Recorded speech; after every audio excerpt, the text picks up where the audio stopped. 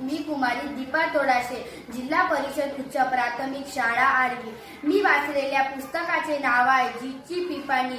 ह्या पुस्तकाचे मुखपृष्ठ पाहून मला खूप वाचावं असं वाटतं। ह्या पुस्तकामध्ये जीतची माहिती दिलेली आहे। एके दिवशी जीतची पेन्सिल कुठेतरी हरवली होती। त्याने सर्वांच्या बॅगेत शोधली, पण त्याच्या बॅगेत सापडली नाही। बबलीने त्याची बॅग उलटी केली, त्याच्या बॅगेत खूप साऱ्या वस्तू पडल्या, त्यासोबत एक पिपाणी सुद्धा आली। पिपाणी बबलीने उचलली आणि म्हणली, बबली, जीत, तू पिपाणी कसा उचलला? तू कसा बनवला? माझ्या बाबांनी बाजारातून आंबे आणले, त्यातून मी आंब्याची कोय काढली आणि त्याला घासली आणि पिपाणी बनवली। जीतने असं सांगितले। बबलीने म्हणाले, जीत, वाजवून पण दाखव। जीत वाजवून दाखवला, त्यातून पी पी आवाज आला। तेवढ्यात वर्गात सर आले। सरांनी पिपाणी वाजवून पाहिली,